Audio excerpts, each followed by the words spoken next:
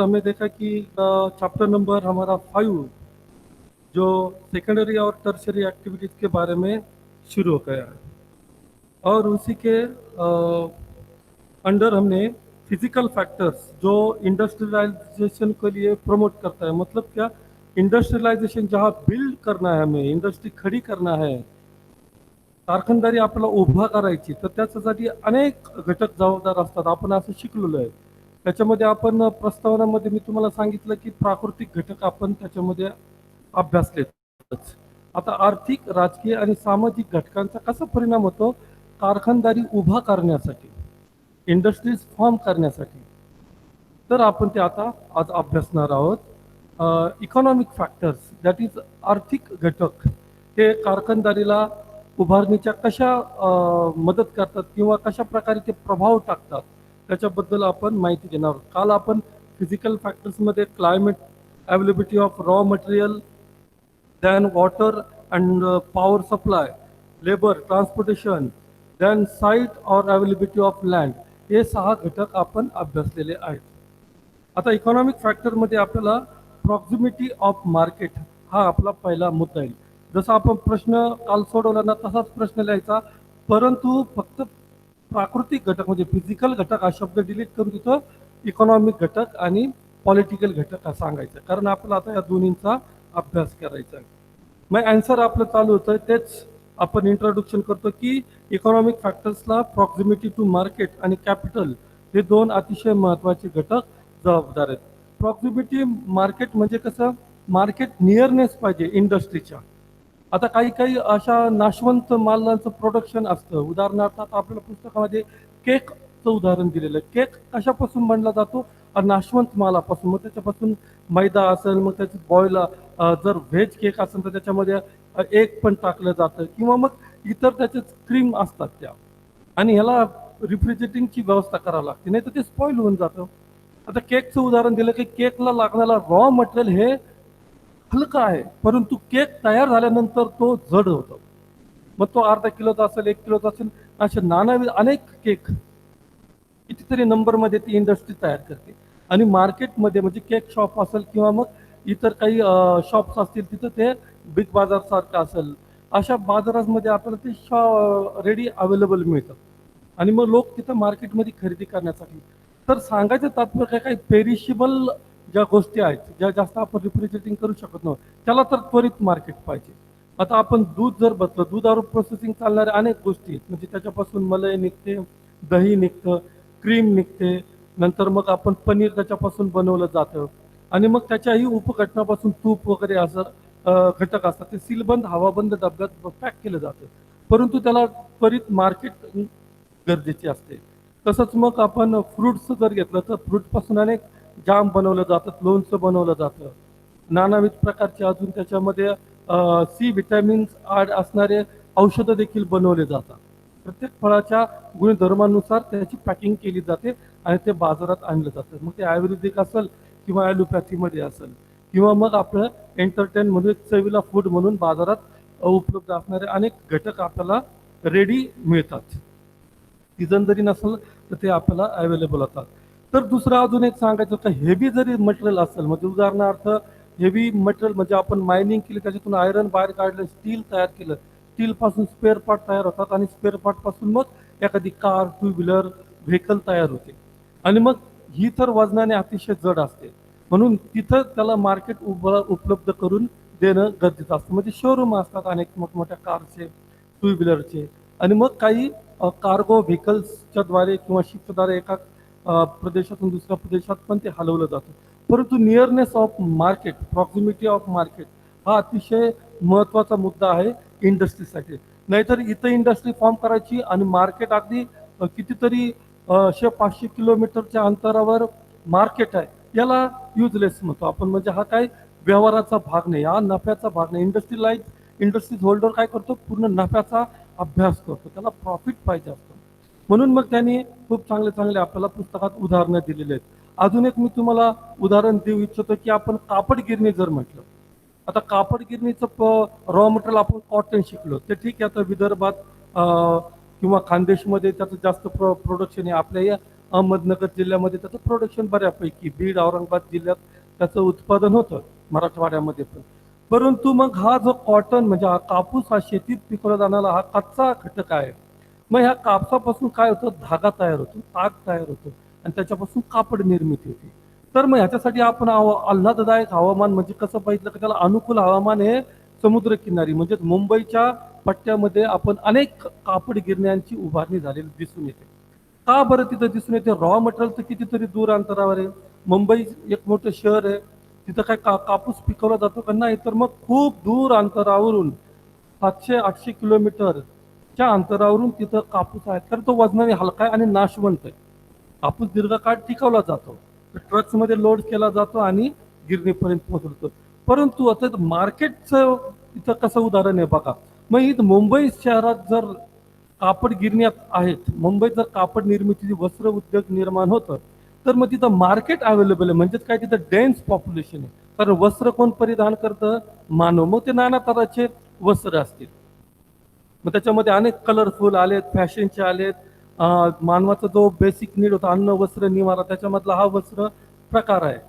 आणि मग त्याच्यामध्ये अनेक मग आता व्हरायटीज आलेल्या आहेत आणि त्याच्या मग काय असेल ते प्राइजेस असतील. परंतु सांगायचं तात्पर्य काय, डेन्स पॉप्युलेशन लक्षात घ्या, दाट लोकसंख्या जिथं आहे तिथं कापड गिरण्या काय झालेल्या आहेत, उभारणी झालेल्या. कारण का, तिथं लोकल मार्केट लगेच त्यांना उपलब्ध आहे, लोकांची गरज आहे कापड खरेदी करणं, म्हणून अशा ठिकाणी कापड गिरण्या आपल्याला उभारलेल्या दिसून येतात. चला आता पुस्तकातल्या काही गोष्टी तुम्हाला पुन्हा मी पॅरेग्राफ वाईज समजून सांगतो. Proximity to market, the entire process of manufacturing is fulfilled until the finished goods reach the market.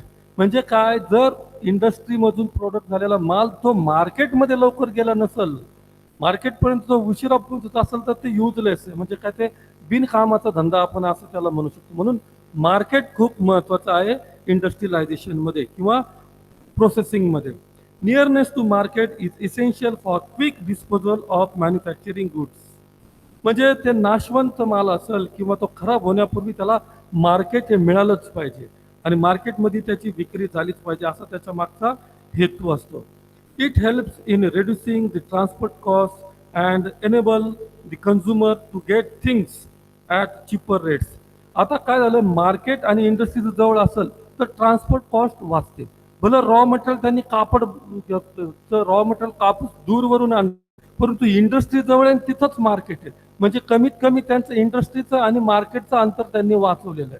मग ते वाचवावंच लागतं. आणि मग त्यासाठी आपल्याला कापड गिरणीचं छान उदाहरण आहे की जिथे इंडस्ट्रीज फॉर्म होते, जिथे इंडस्ट्रीज उभा राहते, तिथंच मार्केट अवेलेबल आहे. म्हणजे ट्रान्सपोर्टेशन कॉस्ट हा कुणाचा वाटतो? कंपनीच्या मालकाचा वाटतो. मालकाचा तो वाचतो आणि मग लोकांना पण स्वस्त दरात मिळतं. आता आपल्याकडे चहा जर आपण जर म्हटलं एवढा स्वस्त नाही का, कारण आपल्याकडे आसामवरून चहा येतो. आलं लक्षामध्ये? तिथं तो भाव कमी असेल, कारण ट्रान्सपोर्टेशन कॉस्ट ही शेवटी ग्राहकाकडून वसूल केली जाते. आलं लक्षामध्ये? म्हणून आता इथं कपडे वस्त्र मुंबईमध्ये तुम्ही बघा, कापड खूप स्वस्त मिळतं. टी शर्ट्स असतील, तर काही जीन्स पॅन्ट असतील मुलांच्या, बघा तिथं ढिगचे ढिग रस्त्याच्या कडेने लावलेले असतात. का? तर तिथंच ती इंडस्ट्रीज निर्माण, त्यांना ट्रान्सपोर्टेशन कॉस्ट आलेलाच नाही. आपल्यापर्यंत जर माल आणायचा असेल 500-500 किलोमीटर दूरवर, तर त्याला वाहतूक खर्च लागतो. तो वाहतूक खर्च हा ग्राहकाकडून वसूल केला जातो. म्हणजे त्या कपड्याची किंमत मग लेबलच वाढवून लावलं जातं. आलं लक्षामध्ये? तर हा एक त्याच्यामधला एक छान मुद्दा आपल्याला समजून घेण्यासारखा आहे. Ready market is most essential for perishable and heavy commodities. तयार मार्केट म्हणजे रेडी मार्केट, लगेच मार्केटिंग झालं पाहिजे. हे पेरिशेबल थिंग्स म्हणजे जे नाशवंत माल आहे, मी आता तुम्हाला सांगितलं शेतीवर आधारित काही अनेक घटक आहेत ते नाशवंत आहेत. मग त्याच्यामध्ये आपण शेतीवर आधारित असणारा उद्योगधंदा दूध बघितलंय, नंतर शेतीशी एकदम रिलेटेड मग फळं बघितलेत, फुलं बघितलेत. यांना लगेच ऊस आपण जर बघितला, ऊस हा पेरिशेबल थिंग्स आहे. शुगर कॅन आपण त्याला इंग्लिशमध्ये म्हणतो, की या ऊसाचं गाळप, ह्या शुगर कॅनचं गाळप म्हणजे त्याला इंडस्ट्रीजमध्ये प्रोसेसिंगमध्ये 24 तासाच्या आत आणलंच असतं, आणलंच जातं. नाहीतर मग त्या ऊसामध्ये त्या साखरेचे प्रमाण कमी होतं आणि मग तो बिनकामाचा होतो, मग त्याचा काही उपयोग नाही. म्हणून तो 20 तासाच्या आत त्याचं गाळप होणं गरजेचं आहे. मग त्याचं वजन कमी कमी होत नाही.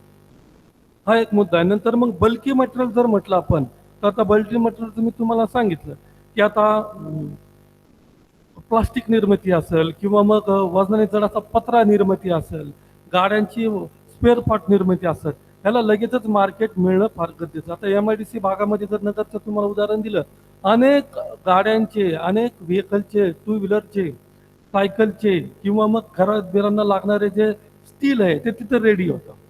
मग तो घराचा पत्रा जरी आपण म्हटलं तर तो आपल्या MIDC रेडी. मग त्याला मार्केट कुठलं? शहर आहे, आसपासची खेडी गाव आहेत, रेडी मार्केट तिथं त्याला उपलब्ध आहे. मग ते पण दूरवर जाऊन विकायचं हे त्या इंडस्ट्री होल्डरला परवडत नाही. म्हणून मार्केटवर इंडस्ट्रियलायझेशनचा बराचसा भार अवलंबून असतो.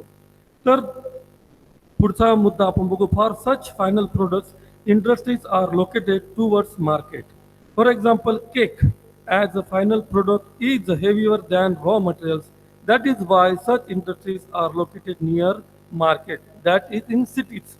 म्हणून मोठमोठ्या शहरामध्येच केकच्या इंडस्ट्रीज असतात, जेणेकरून आपल्याकडे कशी केकची भट्टी आपण बघतो, जिथं ब्रेड तयार होतो, पाव तयार होतो, तिथंच केक तयार निर्मित होतो. म्हणजेच काय, ती छोटीशी ते लघु उद्योग आहे. परंतु मेट्रोपॉलिटन सिटीमध्ये लागणारं जे डिमांड आहे, लोकांची जी गरज बनलेली आहे, तिथं नानाविध प्रकारचे ॲटम्स असतात जे केकच्या रिलेटेड असतात. ते काय आहे, तिथं प्रोडक्शन जास्त असतं, कारण का तिथं लगेच त्यांना मार्केट म्हणजे लोकांचं डिमांड तिथं आहे. म्हणून या सिटीमध्येच या इंडस्ट्रीज काय केल्या जातात, उभारल्या जातात.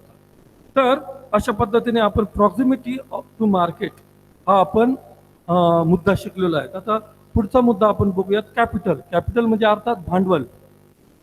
कुठलाही छोटा मोठा उद्योग आपल्याला जर उभारायचा असेल तर आपल्याला भांडवलाची गरज येते. अनलेस अँड अंटिल भांडवल शिवाय आपण काहीच करू शकत नाही.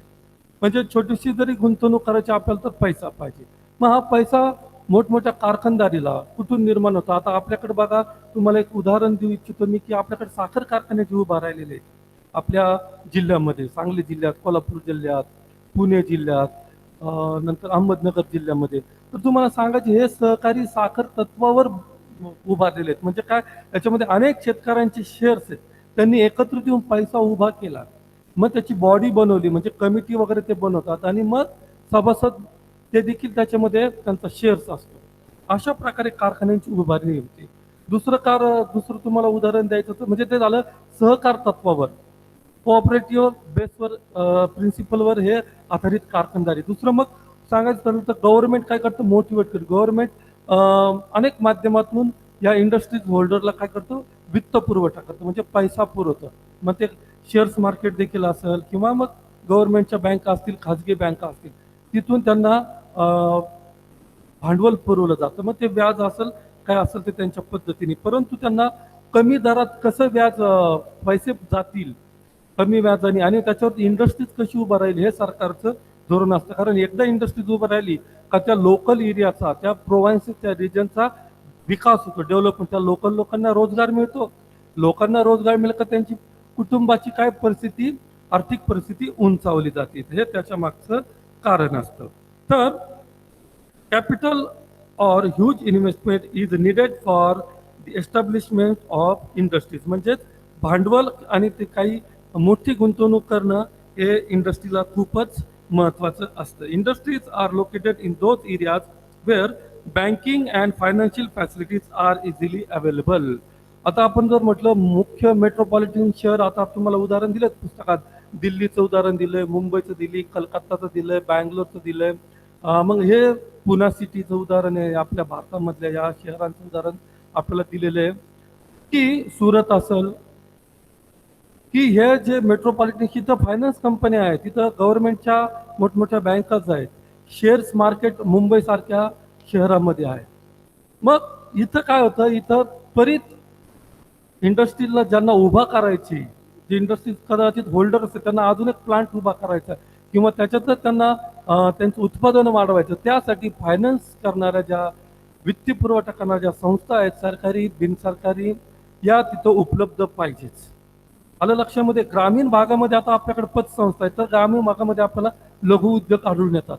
सरकार देखील ग्रामीण भागात लक्ष घालतंय, आणि मग ग्रामीण भागात देखील आपल्याला MIDCचं स्थानांतर झालेलं दिसून येते. मोठ्या शहराकडून आता ग्रामीण भागात देखील आता ग्रामीण भागाच्या रस्त्याला, गावानगीचच आपल्याला मोठमोठे उद्योग उभारलेले दिसून येतात. तर मग कॅपिटल अशा पद्धतीने त्याच्यामध्ये महत्वाचा रोल निभावतं. पुढचा आपण मुद्दा याच्यामध्ये बघू की तुम्हाला आताच मी उदाहरण दिलं की Mumbai, Kolkata, Chennai and Delhi being the centres of industry have better banking and financial facilities than other cities. इतर शहरांच्या तुलनेमध्ये हे जे 5 प्रमुख शहर तुम्हाला सांगितलेत इथं बऱ्याचशा बँकिंग फॅसिलिटीज उपलब्ध आहेत. आणि मग म्हणून now with an expansion of better banking facilities in rural areas, industries can also be located there. आता रुरल एरियाच्या देखील आता डिसेंट्रलायझेशन एक कॉन्सेप्ट आहे बघा. म्हणजे काय, जिथं खूप कंपन्यांचं कारखान्यांचं केंद्रीकरण झालेलं आहे तिथल्या काही कंपन्यांना काय करतं सरकार, काय करतं मोटिवेट करतं की तुम्ही आता ग्रामीण भागात एखाद्या एरियात सरकार सिलेक्ट करून देतं, तिथं जाऊन तुम्ही कंपनी उभारा, कारण त्याचे नानाविध फायदे तिथल्या लोकांना होत असतात. आणि मग तिथं त्यांना सरकार काय करतं तेव्हा आता पुढच्या पॉलिसीमध्ये आपण पॉलिटिकल फॅक्टर्समध्ये शिकणार आहोत की त्याचे फायदे कसे कंपनीच्या मालकाला, इंडस्ट्रीज होल्डरला होतात ते. आता हे झाले इकॉनॉमिक फॅक्टरचे 2 उदाहरण. एक म्हणजे proximity to market, then capital म्हणजेच भांडवल. आता आपण अभ्यासणार आहोत पॉलिटिकल फॅक्टर्स म्हणजे राजकीय घटक कसा प्रभाव पाडतं कारखानदारी उभा करण्यासाठी. बघा आता the government may give boost to industries producing certain goods by giving several incentives. आता बूस्ट शब्द वापरला म्हणजे काय, ते प्रकारचे एनर्जी देतं गव्हर्नमेंट. कुणाला देतं? इंडस्ट्रीज होल्डरला. का त्यांनी इंडस्ट्रीज उभा करावा. आता मेक इन इंडिया हा भारताचा कार्यक्रम आहे बघा. आता मोदी सरकारने तो कार्यक्रम आणला की जे पूर्वी आपण उत्पादित माल इतर देशातून आपण घेत होतो, परंतु इतर देशांना असं मोटिवेट करतं आपलं सरकार की तुमचा माल आम्ही घेऊ परंतु तुम्ही इंडियामध्ये तयार करा. कारण जेणेकरून इंडियाच्या लेबरला, स्किल लेबरला, अनस्किल लेबरला, सेमी स्किल लेबरला किंवा त्याच्या अनुषंगाने बरेच फायदे होतात. मग ते तिथली दळणवळण व्यवस्था वाढते, म्हणजे वाहतूक व्यवस्थेचा विकास होतो, त्याच्यावर आधारित अनेक मार्केट्स तयार होतात, शॉप्स तयार होतात.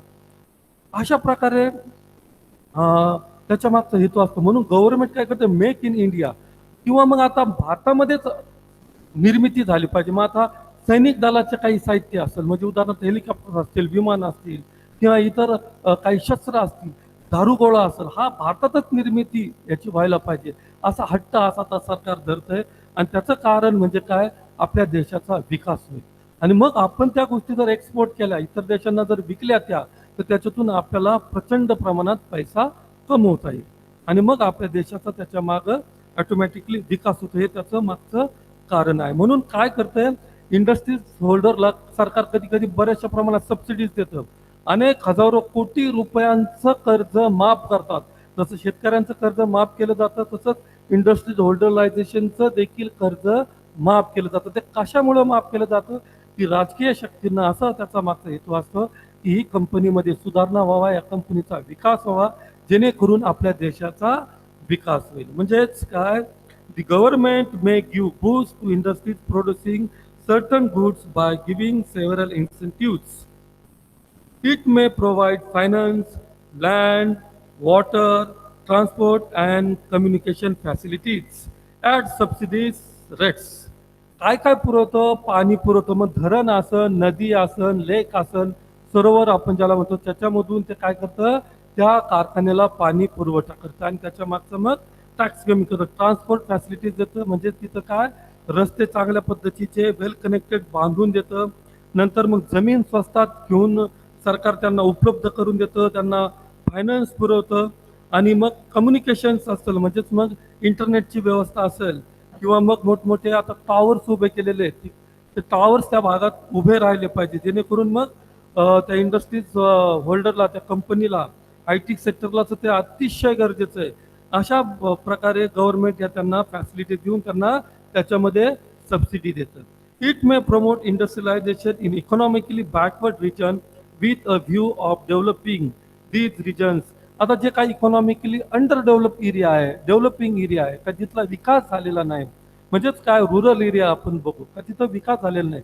शहरांचाच विकास का झालेला, कारण शहरामध्ये इंडस्ट्रियलायझेशन झालेलं.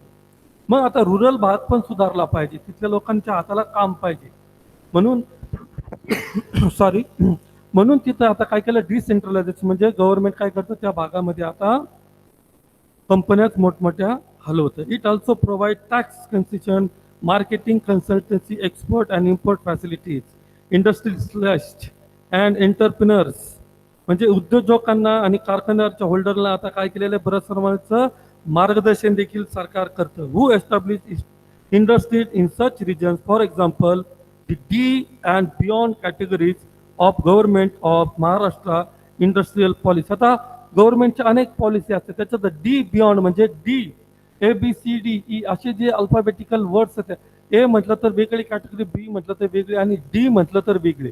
तर डी कॅटेगरीला काय करतंय सरकार, जास्तीत जास्त मोटिवेट करते, त्यांना फायनान्स देण्याचा प्रयत्न करतं. म्हणजे काय, ते जरा उभारल्या पाहिजे कंपन्या, असं त्याच्या मागचा प्रांजळ हेतू असतो.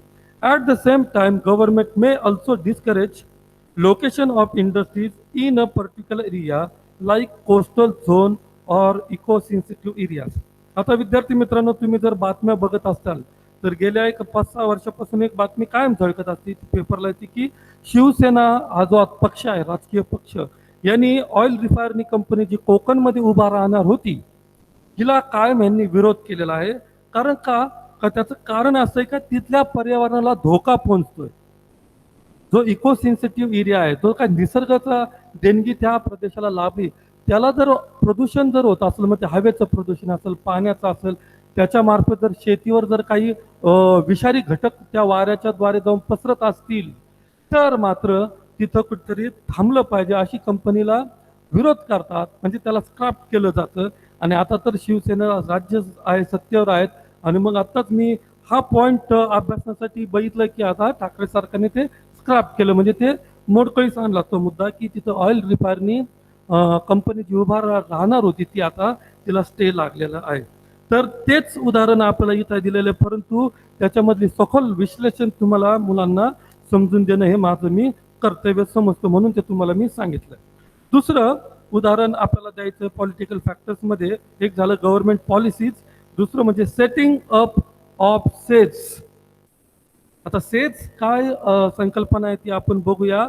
तर सेज म्हणजे काय, इलेक्ट्रॉनिक एक्सपोर्ट प्रोसेसिंग झोन, जो सांताक्रूजमध्ये अंधेरीमध्ये आहे, त्याच्याबद्दलच्या काही गोष्टी याच्यामध्ये उल्लेख केलेला आहे. त्याचा पॅरेग्राफ रीड करतो आणि समजून सांगतो. मेनी गव्हर्नमेंट सपोर्ट्स एस्टॅब्लिश सच झोन्स. आता झोन्स म्हटलं तर विभाग आला, जसं IT सेक्टर पुण्यामध्ये बघा, पुण्यामध्ये हडपसर रोडलाच मगरपट्टा म्हणून तिथं अनेक टॉवर्स आहेत, 1, 2, 3, 4 नंबरचे टॉवर, तिथं IT चं काम चालतं. म्हणजेच काय, तो झोन तयार झालेला आहे IT च्या बाबतीत. बँगलोर सिटी, बँगलोर गेलं गेलं बँगलोर IT हब्स आहेत, म्हणजे तो पट्टा तयार झाला. आपल्याकडे नगरचं उदाहरण गेलं तर MIDC इंडस्ट्रियलायझेशन, म्हणजे तो बेल्ट तयार तिथं झालेला. तर अशा झोनला काय करतं गव्हर्नमेंट, काय करतं अगोदर एस्टॅब्लिश करतं, which are specially develop for industrial production. In India they are called special economic zones, म्हणजे सेज. जे काही स्पेशल इकॉनॉमिक झोन्स आहेत, म्हणजे पिंपरी चिंचवड जर बघितलं तर पिंपरी चिंचवडचा कितीतरी विकास झालेला आहे. कारण का, तिथं 2000 पेक्षा अधिक छोट्या मोठ्या कंपन्या आहेत. म्हणून पिंपरी चिंचवडची महापालिका श्रीमंत आहे. कारण का, त्या महापालिकेला टॅक्स जातो. तर त्याच्या मागचं एक तुम्हाला उदाहरण मी देऊ इच्छितो. तर मग असे काही झोन्स बनवले जातात. They are specially earmarked geographical zones which can be develop by private sector और पब्लिक सेक्टर्स. मग ते काही प्रायव्हेट सेक्टर असतात आणि मग पब्लिक सेक्टर असतात. Then after PP model, PP म्हणजे पब्लिक प्रायव्हेट पार्टनरशिप, म्हणजे दॅट इज PPP, PPP हे मॉडेल एक विकसित तिथं तयार होतं प्रायव्हेट सेक्टर्समध्ये, पब्लिक सेक्टर्समध्ये. आणि ह्या PPP चा लॉंग फॉर्म आहे पब्लिक प्रायव्हेट पार्टनरशिप.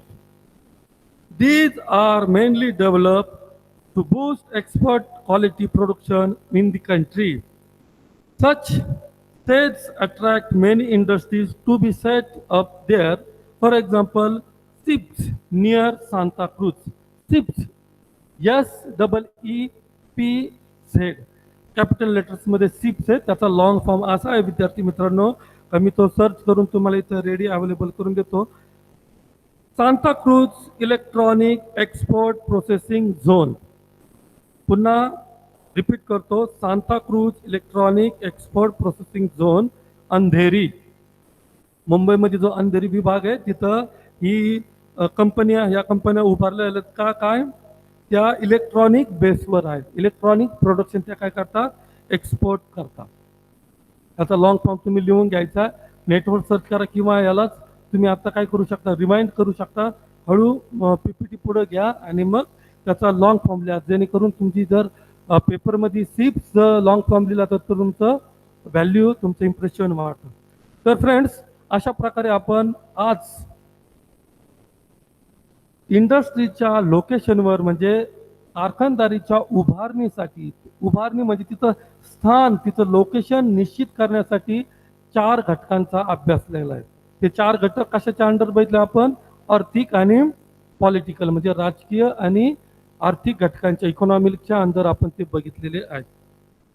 तर अदर फॅक्टर्स जो मुद्दा आहे तो आपण उद्याच्या तासाला अभ्यासणार. Thank you very much.